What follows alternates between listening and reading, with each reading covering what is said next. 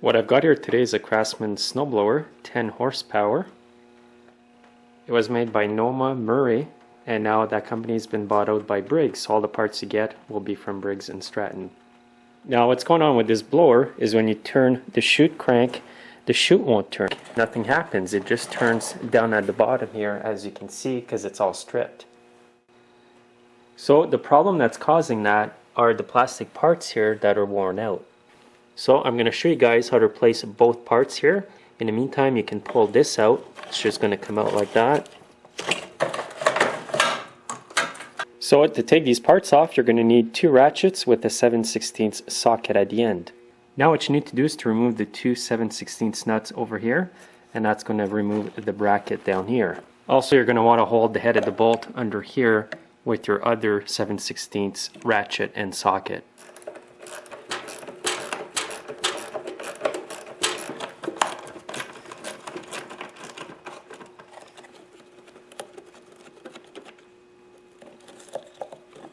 Now there'll be 2 1/4" bolts that hold the bracket on. Just take these off of the old bracket. And there's also 2 lock nuts, so don't lose those. So now I'm going to show you how to remove the other part of the mechanism at the end of the chute crank. Now you're going to need a 3/8 socket and a flat screwdriver to hold the screw on this side here.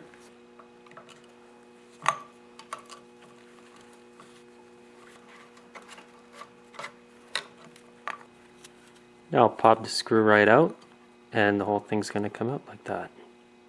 And when you've got this on your bench, remove the little pin in the center, take the cube out, and there you go.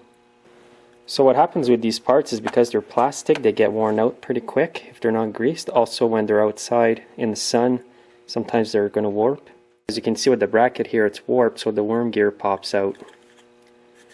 And the worm gear here is pretty worn out as well, as you can see. Now here are the new parts.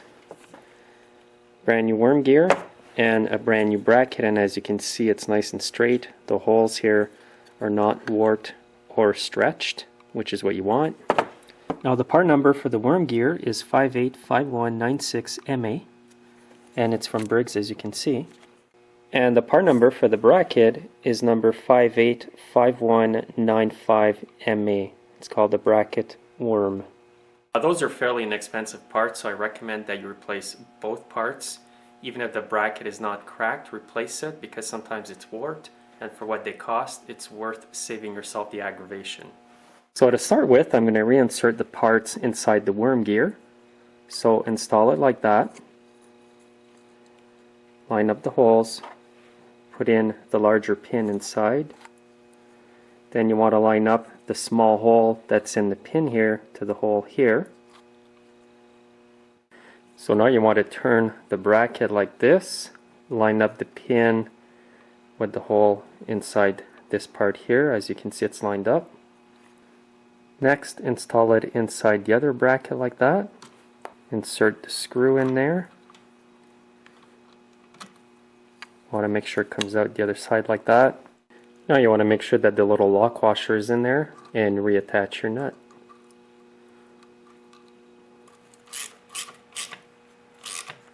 When you tighten up the nut here, don't go too crazy, because you still want this to be able to pivot like that.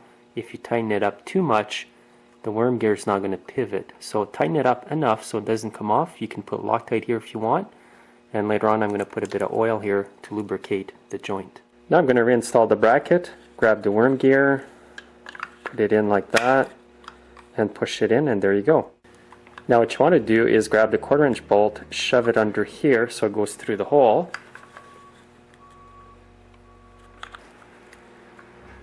Just like that. Now what you want to do is keep your finger under the bolt over here. There's going to be a second bolt to put on later. But first of all, you want to line it up to where it used to be and put it into the hole here. Just like that.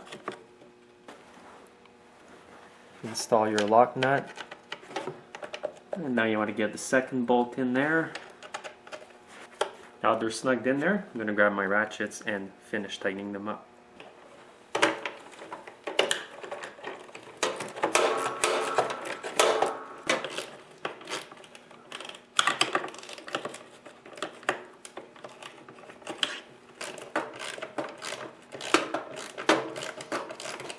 So once you've got it on there, just give it a test run, see how she works.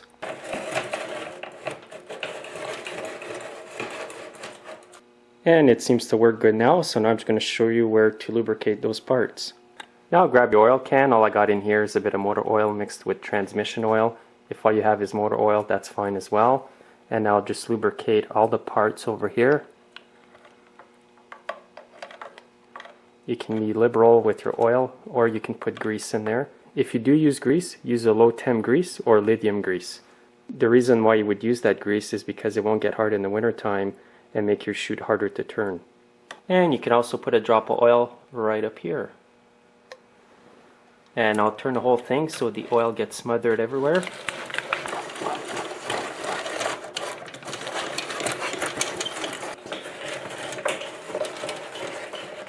Now another good thing to do is spray liquid wrench inside the chute all around. Make sure there's no snow blocking your way, but spray it all on the metal here up top.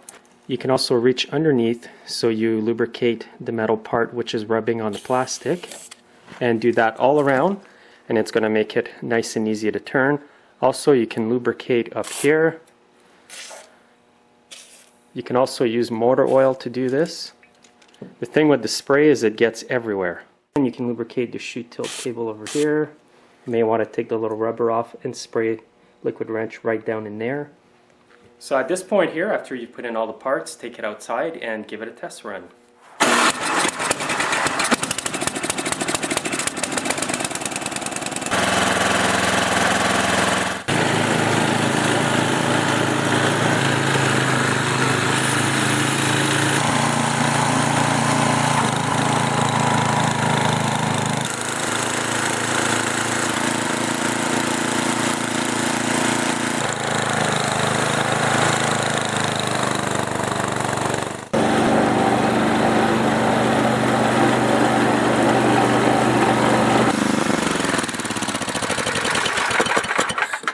Another tip for your snowblower with a Tecumseh motor, make sure that the gas cap still has the metal cup here.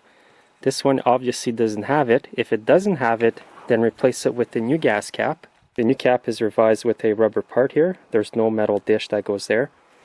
And what's going to happen with a bad fuel cap like that is after using your blower for a while, it's not going to run good because the gas cap isn't allowing enough air into the fuel tank. The gas cap has to vent out the fuel tank to allow the fuel to go down to the carburetor.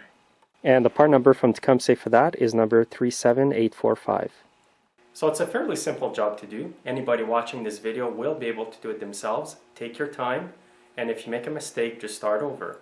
So thanks for watching. Make sure to subscribe if you haven't yet. There's hundreds of repair videos on my channel. So take care, and we'll see you next time.